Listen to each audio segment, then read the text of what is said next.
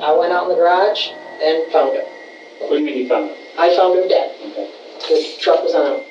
The hairs kind of raised up on my arm because I kind of knew that something wasn't right. All I see is 2 feet, and the truck's off the jack. And I realized there's nothing I can do. Law enforcement said it was an accident. The constant thing that's going through our minds is being the voice for Levi. The Levi Carlson case is a case that will stick with me for the rest of my life. As a mom, I had no choice. My main goal was to keep us alive. Maybe he's so mad he wants to do something right there. I'm just thinking, I hope this guy doesn't do anything stupid.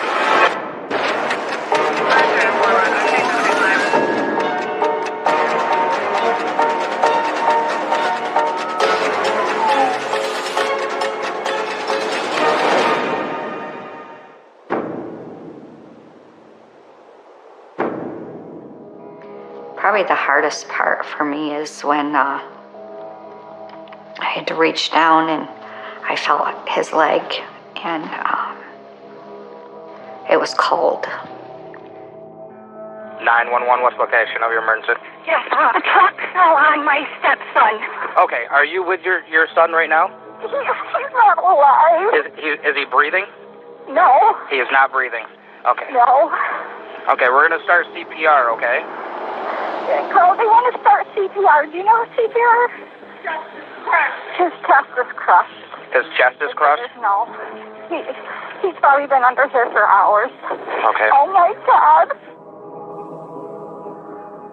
Levi died in November of 2008, and that day we had to go to a funeral. So we headed out to the car, and Carl just said, I'm going to go out and let Levi know that we're leaving. My son come over in the morning. He was helping me because he liked working on trucks because he worked a little bit to have a little extra money. So we leave the house prior to noon to go to the funeral. It's almost an hour away. We drove home, but when we rounded the bend of the farm, I noticed that Levi's truck was still in the same spot. He hadn't worked on it. And, the hairs kind of raised up on my arm because I kind of knew that something wasn't right about that. I'll go out in the garage and see what he's doing. And all I see is 2 feet, and the truck's off the jacks and off the blocks. So I yelled to the wife, she calls 911. I get the jack back under, get it jacked up, pull up his shirt.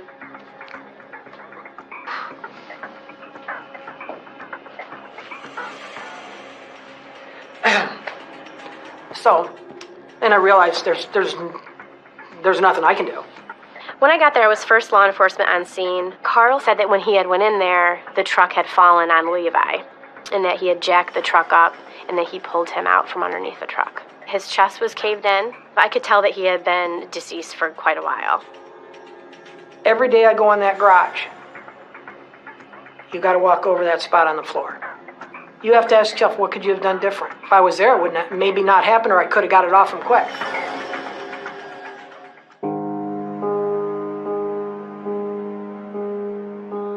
Now, Seneca County, being a agricultural community, accidents on these farms are not uncommon. Doctor signed off on the death certificate as accidental. It appeared to be an accident at that point. So at that point, the case never got turned over to investigations. Levi, he was smart with computers, and he would help on the farm. Him and his older sister were really close. His little brother idolized him because he's the big brother. He'd get him out in the go-kart, take his little brother, put him between his legs, and they'd go ramming around. Levi was the kind of kid that seemed like he got transplanted into Seneca County. He was kind of the punk rocker meets farm boy. He had the piercings, and he was a little bit out there, but all in all, he was a great kid. He would work for me during the day and then help his grandfather at night restoring an old tractor. It just doesn't seem like a thing a punk rock kid would do, but that was Levi. At the funeral, 500 plus people came through that evening. Very heartwarming to know that Levi had touched so many lives. Levi loved his girls. It was so evident every time he was around them, and they loved him. When I met Carl, he was a single dad trying to raise 3 children on his own. We ended up getting married 9 months after we met, and my dream of, a happy family with a white picket fence was going to come true. And in 1995, my son Alexander was born. Fit right in with the family, his older siblings loved him and helped take care of him. So there, from the outside looking in, was my perfect little world. But it was shortly after we got married that I started noticing things with Carl, that he didn't always tell the truth about things. Catching him in lies, mainly about money. I realized early on that he did not know how to manage money. And this unfortunately continued throughout our whole marriage. Looking back, probably living in a little bit of denial myself, because I didn't want that perfect picture that I had in my head to not be true. I don't even think it had been 2 weeks yet after Levi died that Carl had come to me and had told me that Levi had signed up for this life insurance policy. Carl had also told me that Levi had made Carl beneficiary. Law enforcement said it was an accident. The life insurance company paid out right away. They don't do that if they suspect anything. There wasn't any red flags there. So months after Levi died, I started having a panic attack. These thoughts would come to my head that some things just really didn't add up. So then I started thinking about the death of his first wife, Christina. He told me that, back in 1992, when I met Carl, that he had lost his wife in a house fire. And, he said he didn't have anything to do with it. And then I would go on for a while. I kind of just thought I was being a little paranoid until a few months later when another panic attack would hit me. Maybe he did go out and push the truck on Levi. And, he has all this money now.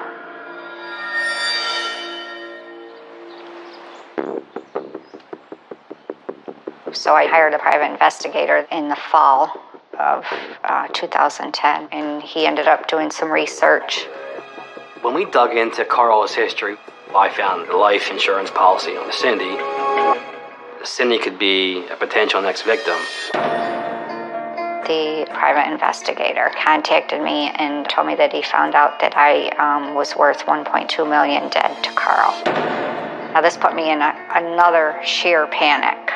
The private investigator had also uncovered some paperwork from the fire in California and discovered that they had been investigating Carl, but because Carl had left and came back to New York immediately, that Calaveras County in California did not have the funds to go after him, so they let him go.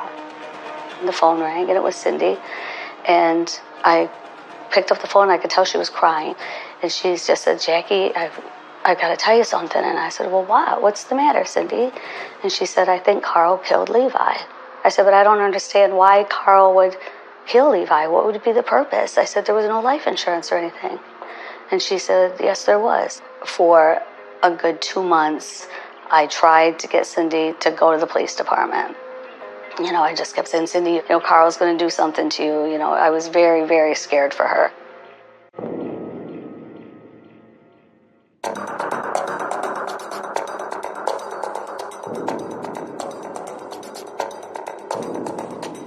It's February 27th, 2012, and I get a phone call from Jackie Heimel. This is 4 years after Levi's death, and she asks if we investigated a death involving Levi Carlson. So I told Jackie, yes, I see it here. I pulled up the report. It said it was handled by Road Patrol. It's down here as an accident. It was not investigated as anything suspicious. I know my first words to him is, "I don't even know how to start this conversation, and you may think I'm crazy, but I've got to tell you something." She said there was a large insurance policy involved in Levi's death. She said there was a suspicious death 20 years ago in California involving Carl's first wife, and she had been hearing information from Cindy that led her to believe that there could be more to this, and she thought we should look into it. You have to take every call seriously, but I didn't really have any feeling that there was going to really be something out of this. The next part was really getting a hold of Cindy Cindy had moved out, but she was scared to death that she was next or their younger son, Alex, was next. So it was definitely a very stressful, rough time in her life. At this stage, it's a cold case. We told Cindy straight out, I mean, we didn't lie to her. We told her, I don't know if this is going to go anywhere. Because at this point, it's all circumstantial evidence. Since the law enforcement was having a hard time getting enough evidence, and I just had the idea that I'm going to get my own recorder. I'm going to start recording my conversations with Carl to try to gather more evidence. She goes, well, if I meet with him, can I record him? I told her what the law was in New York State. If it's a conversation and you're both there, as long as you know it's being recorded, it's legal. I don't think law enforcement really wanted me to do what I was doing, but as a mom, I had no choice. I started talking to Carl and telling him that I was considering getting back together with him, but that I couldn't consider getting back together with him until he confessed about everything he had done. He picked the place, which was a busy restaurant. I tucked my voice recorder in my bra. My main goal was to keep Alex and I alive. But I can't get back with you without you telling me the complete truth. Even if you said yes or no to what I asked you, then I would know that you want to move forward. I said to Carl that I don't think that you're telling me the whole truth. And, I would threaten to get up and leave. But I can't get back with you without you telling me the complete truth. Could you... So sorry. I don't know if I got... Well, thank you for coming and playing. Carl said, yes, I did it for you because I saw the opportunity and I took it. And I remember just feeling like I was in shock. It was very hard for me, to deal with. How can a human kill their own child?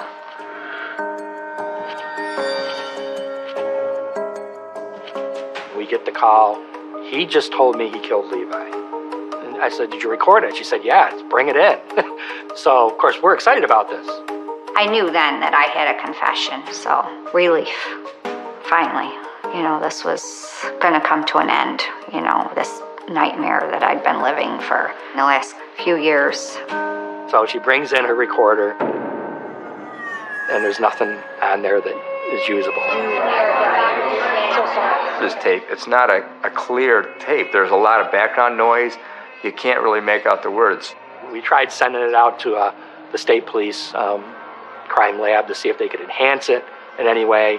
They said, what you hear is what you got. There's nothing we can do with it.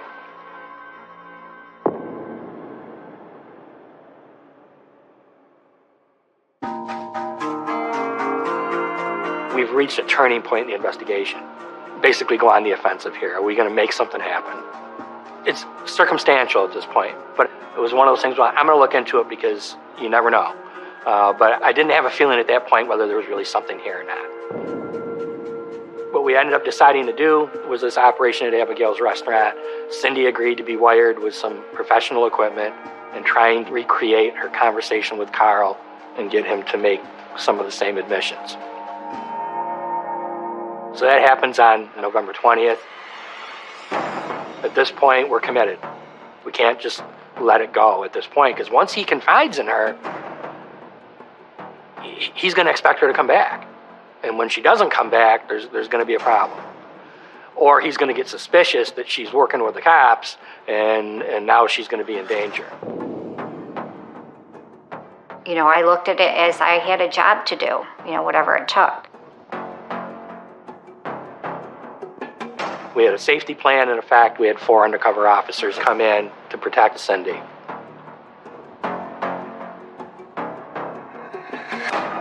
While Carl and Cindy and the officers were in Abigail's, I was across the street in an unmarked police car with another investigator, and we were monitoring the situation.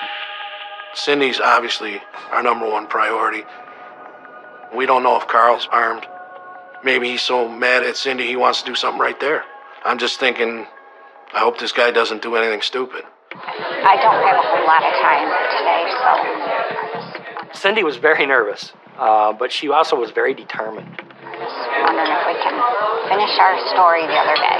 Can you just tell me how things went that day so that I know in my head?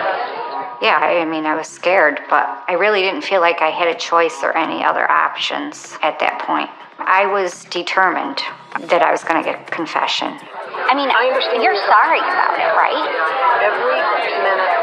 Okay, Carl, and I believe that. Can you just tell me what happened that day? When I went in there, I jacked it up, then it slid. It slid? That's not what you told me the other day.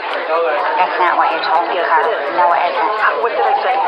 I asked you if you pushed the truck, and you said yes. I didn't push the truck, I said. No, I said I had nothing to do, but I said I took advantage of the situation once it happened. The first time I asked him, he said he had pushed the truck on Levi. So now he changed it to he didn't push the truck, but it had fallen, and somehow he saw an opportunity after it happened. He makes the remark that he took advantage of the opportunity. No parent is going to refer to the death of their child as an opportunity.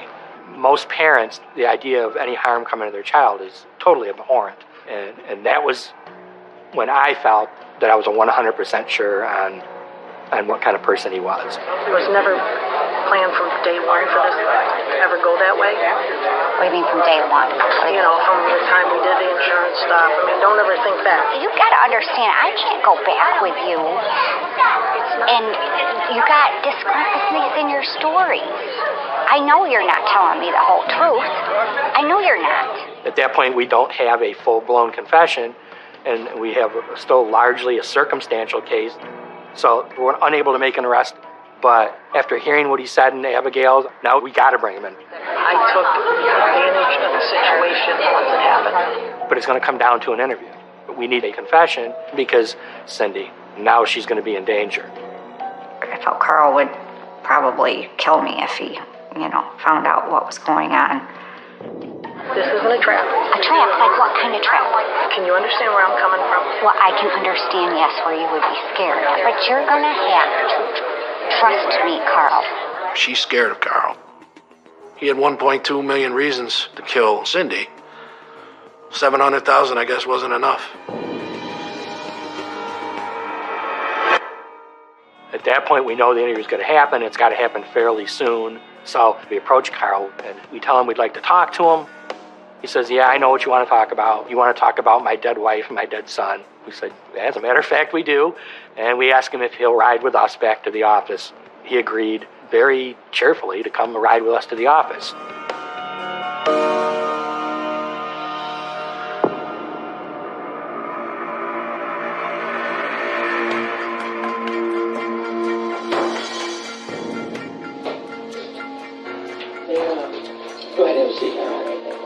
When Carl's brought into the station, we do not have enough to arrest him.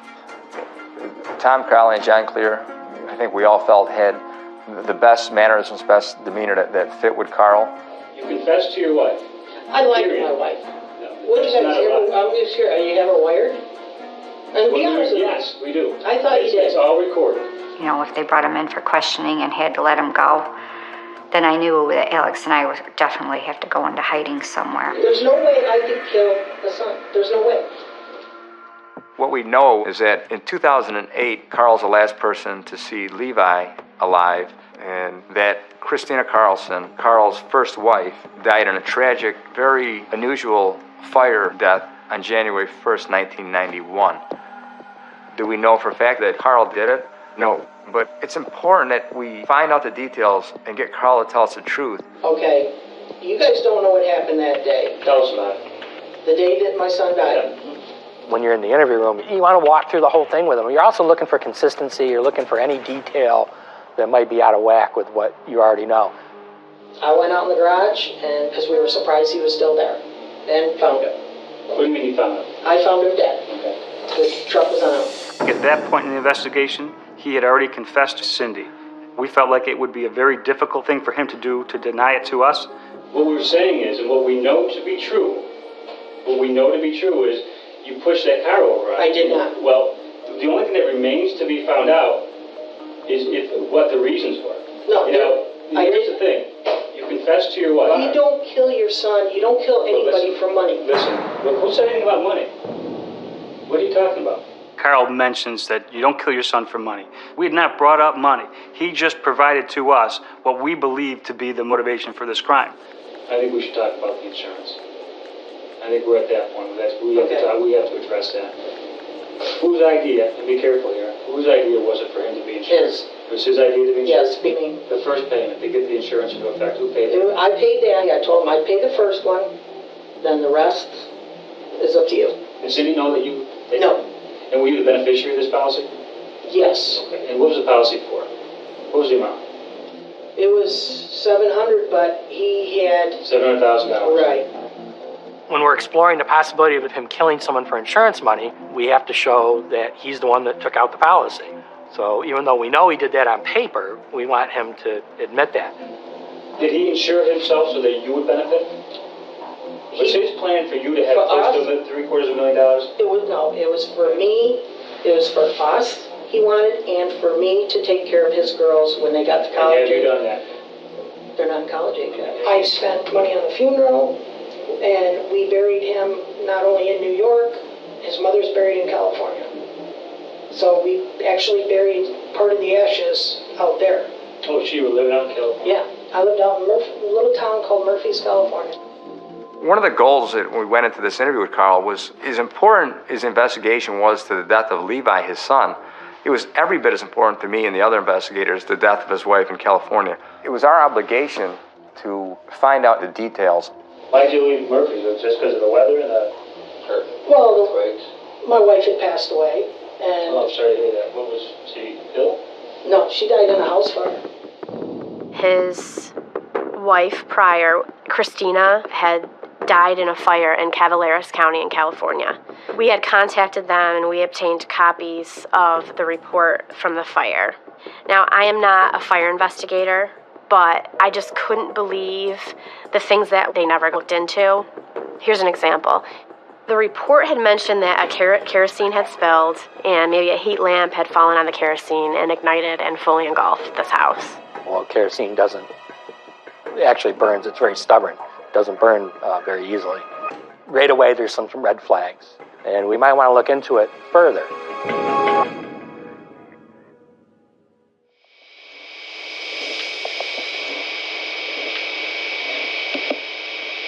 This here's the bathroom where Christina was found. I guess the bathroom door is here, and kerosene got spilled here. That's where the presumed started.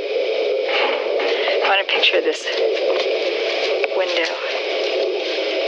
Why he didn't knock this out? See this? He should have knocked that out. There's no way she could have pulled it off. Yeah, not from the inside. Yeah, there's no reason he couldn't have got to that bathroom. No reason. There's way too many things that point to Carl Carlson, not involved in the murder of just his son, but the murder of his wife in 1991. So was it like an old window? Or was the window was like that big and it was boarded up. You should have sued their asses off. Oh, and I had... Wait, did you board it up? What's that? Did you board it up? Yeah, we had to because it was no good.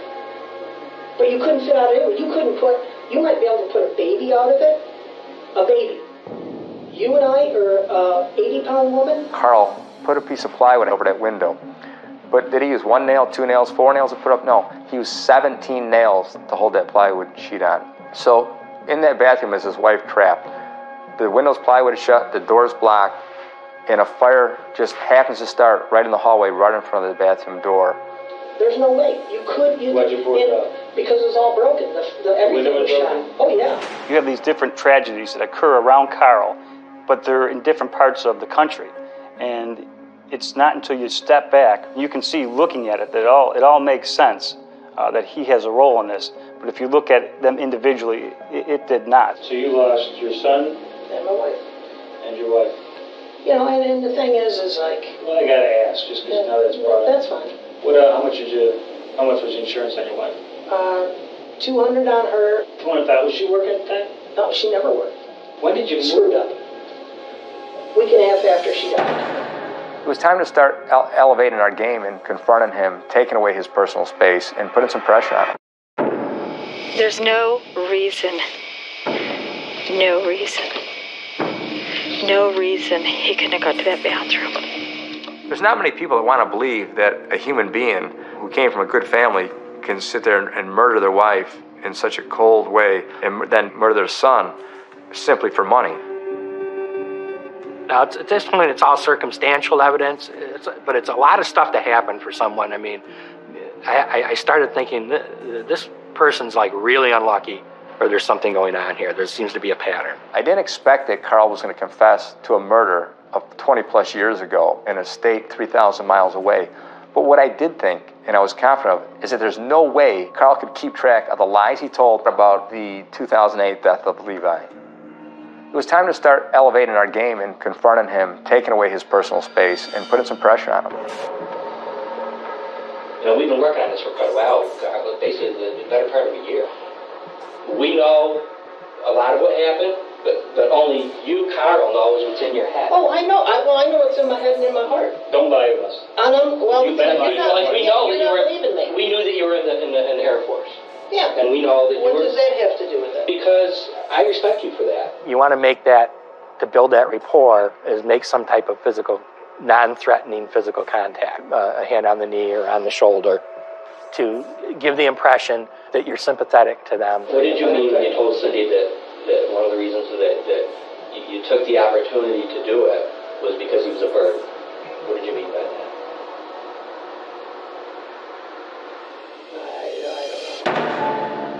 You are not 5 years old. You cannot get caught with your hand in a cookie jar.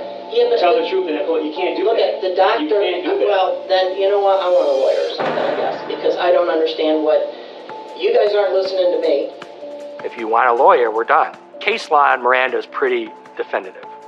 It says there has to be a clear declaration for an attorney. So I wanted to explore that further with Carl before we gave up the interview to see what he really wanted to do, but we knew his weakness. He wants to keep talking, even at the risk of incriminating himself. That's a pretty strong need.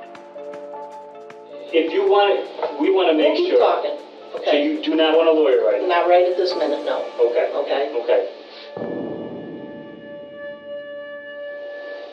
Do you know how accurate they can do the cause of death based on body temperature, atmospheric temperature? They can put it within a 15-minute window. I mean, it's not as precise as we would like it to be, but basically, or specifically, it was before he left.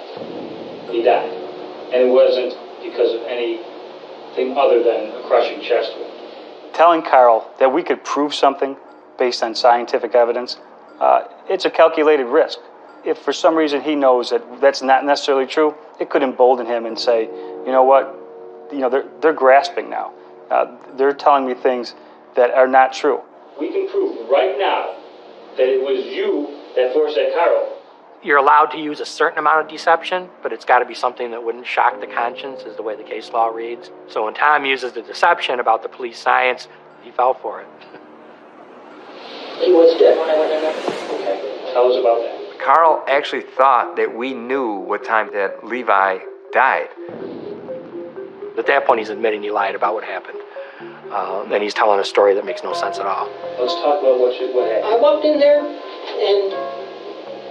to, give him his money, and holy fuck. And I just blanked. Now he's making a mission to us that he knew that Levi was dead before he left for the funeral. And we knew that he was going in the direction of telling the complete truth. Why did you keep it a secret for so long? I'm thinking that I need to give him a lot of sympathy and a lot of attention. That was a technique I was taught when I was learning how to interview hard suspects, to give the impression that you're sympathetic to them and understand why they did what they did.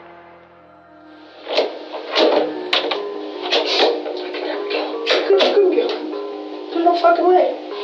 John was tremendous. John Clear built a great relationship with Carl to the point that John's rubbing Carl's back and Carl's accepting it, and he likes that John's almost feeling sorry for him. It was an accident, and I blame myself every day, just like you said. It enabled Carl to build, again, that false friendship with John Clear. About 6 hours in the interview, Carl's made some major admissions. Now Jeff's going to come in and be more confrontational. Hey. It's a long interview, and you just keep trying different tactics. Can you sit for a couple minutes so I can just talk to you?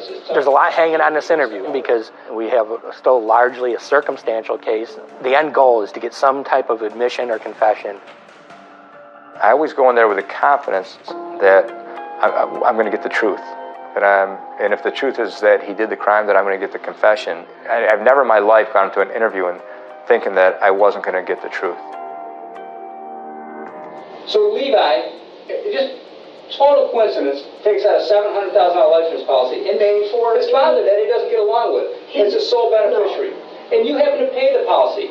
I want to take away his personal space and put some pressure on him. I want him to look me in the eyes when he's lying to me and when he's denying about how he murdered his son. He comes over to your house with a $700,000 life insurance policy. He gets under this truck that your son, the one you're supposed to love and care for, this is your blood, your flesh and blood. Miraculously, the truck falls over on him while you're there, and you say... I wasn't in there when it happened. Well, you might say that, but we both know you were in there.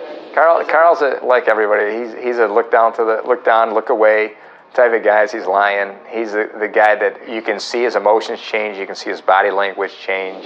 So he needed help, and you're his biological father, and you don't give him help? What kind of father are you? Piece of shit. Yeah, exactly. You don't give him help. You let him be crushed under there. You go back and go, okay, honey, let's go to your uncle's funeral. I freaked. I panicked. I don't know. A million thoughts went through my head. Jeff definitely took a more adversarial role with him, but that was to allow me to be more supportive. A version of good cop, bad cop. Doesn't matter to me, Carl. I get paid by the hour. But if you want to help yourself, you ought to explain why you pushed that truck.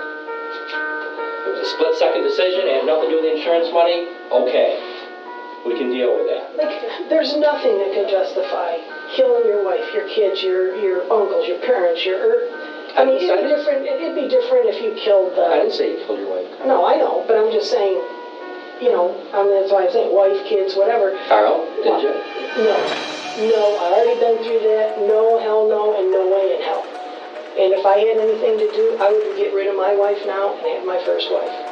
When you get to the point where a person's finally starting to make admissions, you're thinking, I'm at a delicate point here. I got to be really careful on how I phrase stuff. Never heard him? You did. He seems to like that I'm listening, that I'm actually on his side. You're this close, man. You're the closest you're going to be.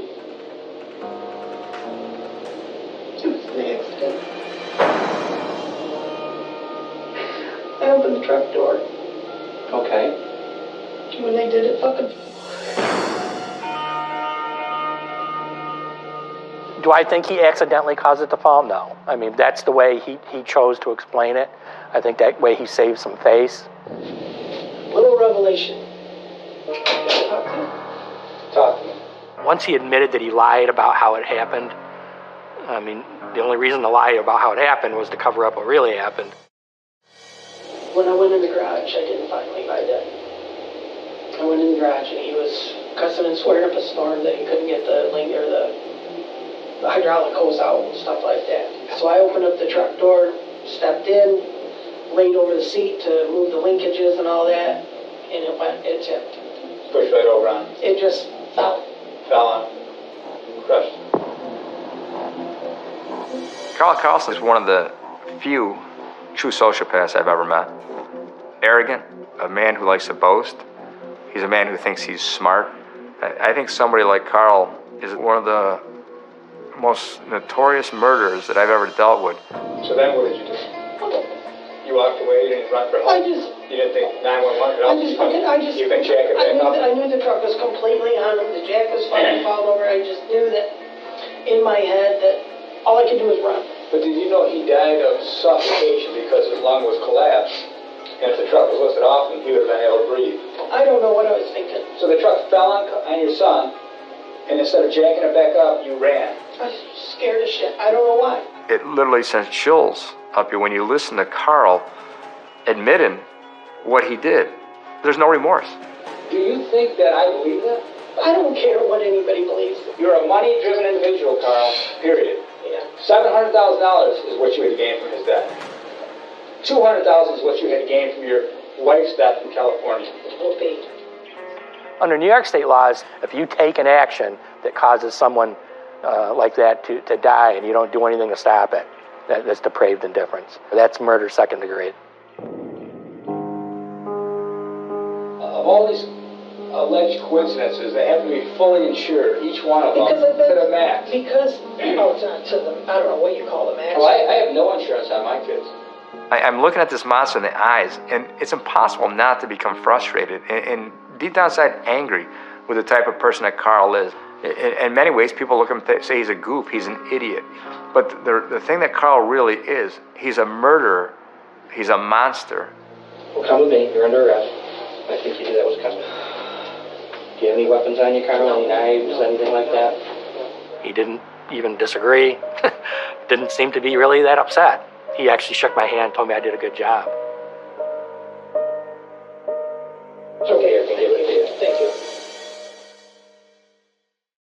Bringing you up to speed now on a crime we first told you about back in 2008. A man in Seneca County is now facing charges he murdered his own son.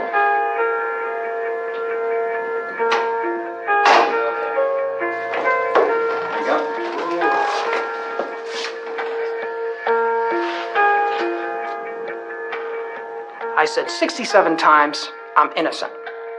It took him 9.5 hours for me to put my foot in my mouth. 4 years after his son was killed, he's been indicted in his death. Carl took the plea deal. He allocuted in county court. An allocution is basically your confession with the judge of what you did.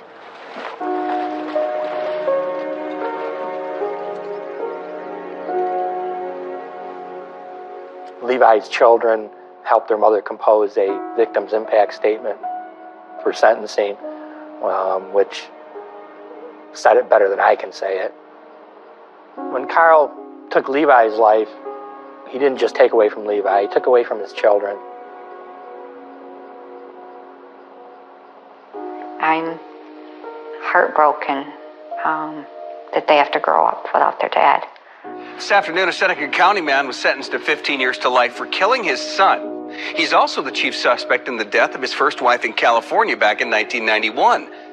If things didn't play out the way they did, I do believe that Carl would have definitely have harmed or killed somebody else again. I would have been next on Carl's list, you know. Today, would I ever take life insurance out on anything?